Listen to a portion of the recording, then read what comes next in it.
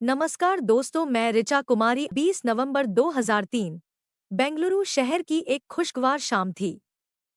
एक ऐसा पल जिसे दो परिवारों ने बरसों से सजो कर रखा था। शुभा और गिरीश की सगाई का दिन था। चारों ओर रौनक थी, हंसी थी और एक उम्मीद थी, आने वाले कल की। शुभा सिर्फ 21 साल की, लेकिन जिम्मेदार और समझदार। बीएमएस कॉलेज में लॉ की पढ़ाई कर रही थी। उसका सपना था समाज के लिए कुछ करने का, इंसाफ की लड़ाई लड़ने का। और गिरीश 27 साल का, एक सॉफ्टवेयर इंजीनियर, बेंगलुरु की इंटेल कंपनी में नौकरी करता था।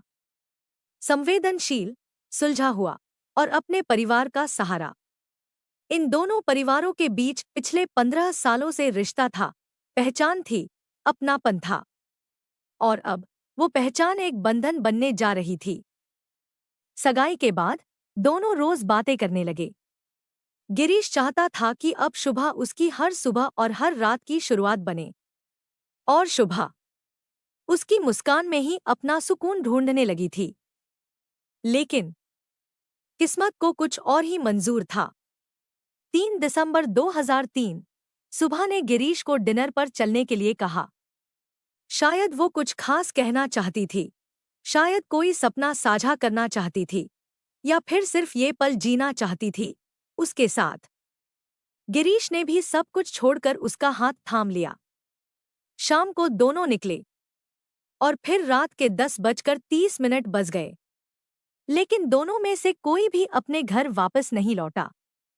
परिवार वालों की बेचैनी बढ़ने लगी। हर बीतता पल दिल की धड़कनों को तेज कर रहा था। और फिर गिरीश के पिता के फोन पर एक कॉल आया। आपका बेटा मणिपाल हॉस्पिटल में है, हालत बहुत गंभीर है। एक पल के लिए मानो धरती खिसक गई हो। जिस बेटे के लिए वो शादी की तैयारियां कर रहे थे, अब उसकी जिंदगी और मौत के बीच जंग शुरू हो चुकी थी। हॉस्पिटल में पहुंचकर जो मंजर देखा गया, वो किसी बुरे सपने से कम नहीं था। सुबह रोते हुए बार बार एक ही बात कह रही थी, मैंने पूरी कोशिश की अंकल। मैंने उसे बचाने की हर मुमकिन कोशिश की। और फिर अगली सुबह 4 दिसंबर सुबह 8 बजे गिरीश ने दुनिया को अलविदा कह दिया। डॉक्टर्स ने बताया उसके सिर पर किसी भारी रॉड से हमला किया गया था। इतनी गहरी चोट कि कोई चमत्कार भी उसे नहीं बचा सकता था। जिस गिरीश ने हमेशा अपने घरवालों को खुश रखने की कोशिश की, जिसने सुबह की आंखों में एक नया भविष्य देखा था, वो अब हमेशा के लिए खामोश हो चुका था। पुलिस ने जांच शुरू की। सुबह से पूछा गया कि आखिर उस रात हुआ क्या था। सुबह ने कहा, हम एयर व्यू पॉइंट पर थे, तभी 3 लोग आए, लूटपाट की कोशिश की। गिरीश ने विरोध किया और उन्होंने उस पर हमला कर दिया। उसकी आंखों में अब भी वो पल कैद थे, गिरीश का गिरना, खून से लथपथ होना। पुलिस ने एफआईआर दर्ज की। लेकिन सवाल ये था, क्या ये सिर्फ लूटपाट थी या इस हमले के पीछे कोई और कहानी छुपी थी। ये केस जितना सीधा लगता है, उतना है नहीं, क्योंकि आगे आने वाले हैं ऐसे राज जो आपके रोंगटे खड़े कर देंगे। 20 नवंबर 2003 को बेंगलोर में रहने वाले शुभा और गिरीश के एंगेजमेंट का प्रोग्राम चल रहा था। दोनों के परिवार वाले बहुत ही खुश थे, क्योंकि 15 साल की जान पहचान आज रिश्तेदारी का रूप लेने वाली थी। दरअसल सुभा नाम की जो यह लड़की है, यह अपने परिवार के साथ बेंगलोर में रहती थी और कुछ ही दूरी पर गिरीश नाम का लड़का भी अपने परिवार के साथ रहता था। गिरीश का पूरा नाम बीवी गिरीश था। इसकी उम्र 27 साल थी और यह बेंगलोर में ही इंटेल कंपनी में एक सॉफ्टवेयर इंजीनियर की पोस्ट पर कार्यरत था। वहीं दूसरी तरफ सुभा का पूरा नाम सुभा शंकर नारायण था। इसकी उम्र 21 साल थी और यह बीएमएस कॉलेज में लॉ की पढ़ाई कर रही थी। एंगेजमेंट का प्रोग्राम पूरा होने के बाद इन दोनों की शादी की तारीख भी तय कर दी जाती है, जो अप्रैल 2004 की होती है। अब वैसे तो सुभा और गिरीश एक दूसरे को सालों से जानते थे, क्योंकि लगभग 15 साल से इन दोनों के परिवार में मेलजोल था, एक पहचान थी। लेकिन अब क्योंकि सुभा और गिरीश शादी के बंधन में बंधने जा रहे थे, तो जो गिरीश होता है वह सुभा से फोन पर बात करने की डिमांड रखता है, जो सुभा के द्वारा मान ली जाती है और यह दोनों फोन पर बातें करना शुरू कर देते हैं। अभी एंगेजमेंट हुए 2 से 3 दिनों का ही समय बीता था। यह दिन था 3 दिसंबर 2003 का, जब सुभा गिरीश से कहती है कि चलो आज शाम को हम दोनों डिनर पर चलते हैं। और गिरीश भी सुभा की यह बात मान लेता है और अपनी ड्यूटी खत्म करके शाम को वो अपना स्कूटर लेकर सुभा को पिक करने के लिए उसके घर पर चला जाता है। इस डिनर के बारे में सुभा ने भी अपने घर में बताया हुआ था और गिरीश ने भी अपने घर में बता दिया था। ये दोनों डिनर पर चले जाते हैं। रात के तकरीबन 10:30 बज जाते हैं, लेकिन गिरीश और सुभा अपने घर वापस नहीं आते हैं। और इसी के चलते जो गिरीश के घरवाले होते हैं वो सुभा के घर में फोन करके पता करते हैं कि क्या सुभा घर आई है। तो वहां से मालूम चलता है कि सुभा भी अभी तक घर नहीं आई है। और इस इंसिडेंट के कुछ देर बाद ही जो गिरीश के पिता होते हैं उनके पास मणिपाल हॉस्पिटल से कॉल आती है और उन्हें बताया जाता है कि आप लोग जल्दी से हॉस्पिटल आ जाइए, आपके बेटे की हालत बहुत ही गंभीर है। इतना सुनते ही गिरीश के घरवाले मणिपाल हॉस्पिटल की तरफ भागते हैं। वहीं जो सुभा के घरवाले हैं वो भी मणिपाल हॉस्पिटल पहुंच जाते हैं। और वहां जाकर उन्हें पता लगता है कि सुभा और गिरीश जब रात को डिनर करके वापस आ रहे थे तो रिंग रोड पर एयर व्यू पॉइंट के पास वो खड़े थे, जहां पर कुछ गुंडे बदमाश वहां पर आ जाते हैं, लूटपाट की कोशिश करते हैं। और इसी दौरान गिरीश के सिर पर एक भारी रॉड से वार किया जाता है, जिससे उसकी हालत बहुत ही गंभीर हो गई थी।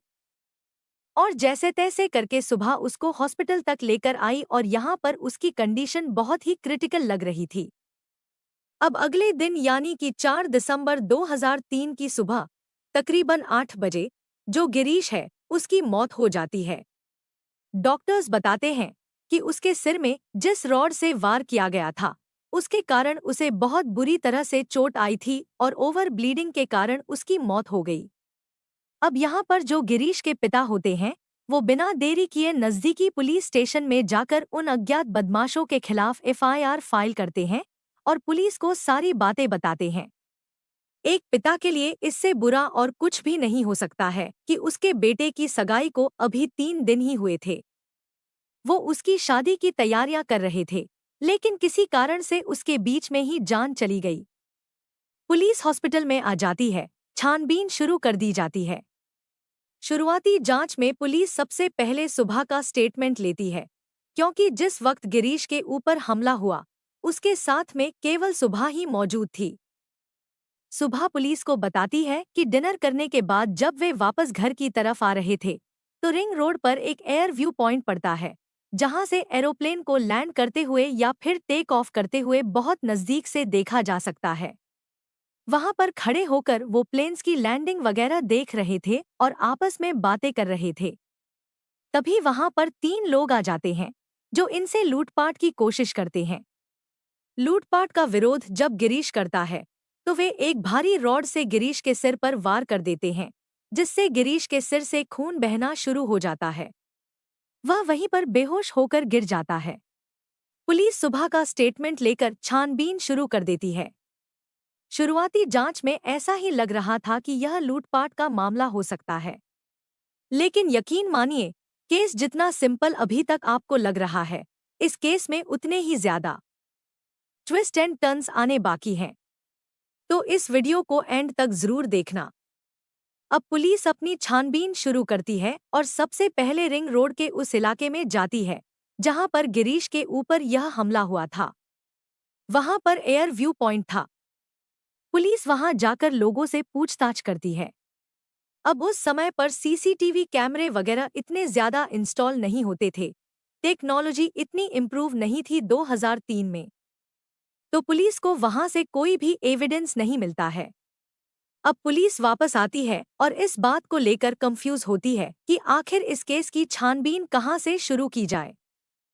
इसी बीच पुलिस को मालूम चलता है कि 3 दिन पहले यानी 30 नवंबर 2003 को ही शुभा और गिरीश की एंगेजमेंट हुई थी।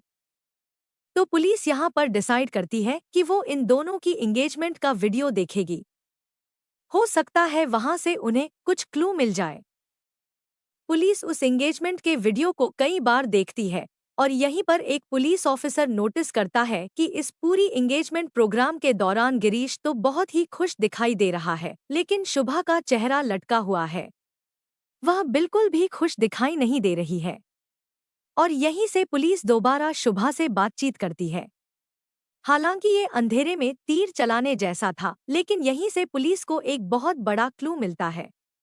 दरअसल जब पुलिस दोबारा शुभा से बात करती है और उससे पूछती है कि क्या वह इस शादी से खुश नहीं थी, वह अपनी एंगेजमेंट के दौरान मायूस और चुपचाप क्यों बैठी थी, तो शुभा इस पर कोई भी संतोषजनक जवाब नहीं दे पाती है।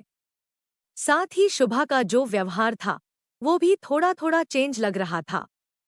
एक लड़की जिसके होने वाले पति की 3 दिन पहले ही मृत्यु हो गई हो, वो लड़की कभी भी खुश नहीं हो सकती, जबकि शुभा का व्यवहार काफी सामान्य और कुछ हद तक खुश लग रहा था।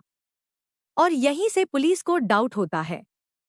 पुलिस अंधेरे में तीर चलाते हुए शुभा का मोबाइल नंबर लेकर उसकी कॉल डिटेल्स जांचने का प्रयास करती है। यहाँ से पुलिस के हाथ एक बहुत बड़ा सबूत लगता है। पुलिस को शुभा की कॉल डिटेल में एक नंबर मिलता है जिस पर वह काफी दिनों से और काफी देर तक बातें किया करती थी। और जिस दिन गिरीश के ऊपर हमला हुआ, उस दिन शुभा ने उस नंबर पर लगभग 72 बार कॉल किया था। पुलिस उस नंबर की छानबीन करती है तो मालूम चलता है कि यह नंबर अरुण वर्मा नाम के एक लड़के का है। अब पुलिस उस नंबर की और जानकारी निकालती है तो पता चलता है कि अरुण वर्मा कोई और नहीं बल्कि शुभा के साथ उसी कॉलेज में पढ़ने वाला एक स्टूडेंट है। पुलिस उसके कॉलेज में जाती है। कॉलेज में जाकर अरुण वर्मा के बारे में पूछताछ की जाती है। यहाँ पर पुलिस के सामने एक और बड़ा खुलासा होता है। कॉलेज का स्टाफ और शुभा के दोस्त पुलिस को यह बताते हैं कि शुभा और अरुण वर्मा रिलेशनशिप में हैं, यानी कि वो दोनों एक दूसरे से बहुत प्यार करते हैं। अब पुलिस बिना देरी किए अरुण वर्मा को अरेस्ट कर लेती है। उसे थाने लाया जाता है और उससे पूछताछ की जाती है, लेकिन पूछताछ में पुलिस को कुछ भी ऐसा नहीं मिलता जिससे वो अरुण के ऊपर शक कर सके। अरुण पुलिस को बताता है कि हाँ, मेरा रिलेशन शुभा के साथ है, मैं उससे बहुत प्यार करता हूँ, लेकिन गिरीश के ऊपर हुए हमले में मेरा कोई हाथ नहीं है, ना ही मैं इसमें किसी भी तरह से शामिल हूँ। अब क्योंकि पुलिस के पास अरुण वर्मा के खिलाफ कोई ठोस सबूत नहीं थे, इसलिए पुलिस उसे छोड़ देती है। लेकिन पुलिस गुपचुप तरीके से अरुण पर नजर बनाए रखती है। 2-3 दिनों तक उस पर नजर रखने के बाद पुलिस को यह मालूम चलता है कि अरुण वर्मा शुभा से मिलने गया था। अब इसके बाद पुलिस शुभा के बैकग्राउंड को भी चेक करती है तो मालूम चलता है कि शुभा ने अरुण वर्मा के बारे में अपने परिवार में भी बताया था, लेकिन उसके परिवार वाले इस शादी से खुश नहीं थे और इसी के चलते उन्होंने जल्दबाजी में शुभा का रिश्ता गिरीश के साथ तय कर दिया था। अब इसके बाद पुलिस उस मेकअप आर्टिस्ट से भी मिलती है जहां पर एंगेजमेंट वाले दिन शुभा का मेकअप हुआ था। यहां से पुलिस को एक और बड़ा सबूत मिलता है। दरअसल वो पार्टनर वाली लड़की जिसने शुभा का मेकअप किया था, वो पुलिस को बताती है कि जब वह शुभा को रेडी कर रही थी एंगेजमेंट के लिए, तो शुभा ने ये कहा था कि वह बिल्कुल भी गिरीश से शादी नहीं करना चाहती। वह अरुण वर्मा से प्यार करती है और उसके घरवालों ने जबरदस्ती उसकी एंगेजमेंट कराई है। लेकिन एंगेजमेंट के बाद वह अरुण वर्मा के साथ भाग जाएगी। और यहाँ से इस ब्यूटी पार्लर वाली लड़की का जो स्टेटमेंट है, ये पुलिस के लिए मील का पत्थर साबित होता है। इसके चलते पुलिस शुभा को फिर से अरेस्ट कर लेती है और इस बार सख्ती से शुभा से पूछताछ की जाती है। अब शुभा धीरे धीरे सच उगलना शुरू कर देती है। वो पुलिस को बताती है कि वो अरुण वर्मा से बहुत ही गहरा प्यार करती है। उसने अरुण के बारे में अपने परिवार को भी बताया था, लेकिन उसके परिवार वालों ने उसकी एक न सुनी। जबरदस्ती उसकी सगाई गिरीश से कर दी गई। शुभा कहती है कि वह एक मॉडर्न ख्यालों वाली लड़की थी, वेस्टर्न कल्चर को फॉलो करती थी, ड्रिंक करना, पब जाना, घूमना फिरना उसे पसंद था। लेकिन गिरीश बिल्कुल अलग था, एक शांत, सरल और संस्कारी इंसान। उसे ये सब चीजें बिल्कुल पसंद नहीं थी। शुभा को लगने लगा कि अगर उसकी शादी गिरीश से हो गई तो उसका पूरा जीवन घुट-घुट कर बीतेगा। वो अंदर से टूट चुकी थी, लेकिन उसने जो रास्ता चुना वो इंसानियत के खिलाफ था। एंगेजमेंट के कुछ ही दिनों बाद शुभा अपने बॉयफ्रेंड अरुण के साथ मिलकर गिरीश को रास्ते से हटाने की साजिश रचती है। अरुण अपने कजन दिनेश से मिलता है और दिनेश उन्हें वेंकटेश नाम के लोकल गुंडे से मिलवाता है। वेंकटेश के ऊपर पहले से ही कई केस दर्ज थे। तीनों मिलकर पूरी प्लानिंग करते हैं और शुभा उन्हें डिनर पर बुलाने का जिम्मा लेती है। 3 दिसंबर की रात गिरीश खुशी खुशी शुभा के साथ डिनर पर जाता है। उसे क्या पता था कि ये उसकी जिंदगी की आखिरी शाम होगी। डिनर के बाद शुभा कहती है, कुछ देर एयर व्यू पॉइंट पर रुकते हैं, जहां से जहाजों को उड़ता देखना उसे पसंद था। लेकिन वो जगह अब मौत का ट्रैप बन चुकी थी। वहां अरुण, दिनेश और वेंकटेश पहले से मौजूद थे।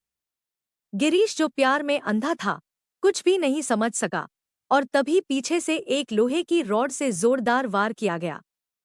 गिरीश वहीं बेहोश होकर गिर पड़ा। उसके सिर से बहता खून उस बेगुनाह मोहब्बत की कीमत था जो उसने शुभा से की थी। तीनों हमलावर भाग जाते हैं, लेकिन शुभा वहीं रुकी रहती है। वजह? क्योंकि वो चाहती थी कि गिरीश जिंदा न बचे।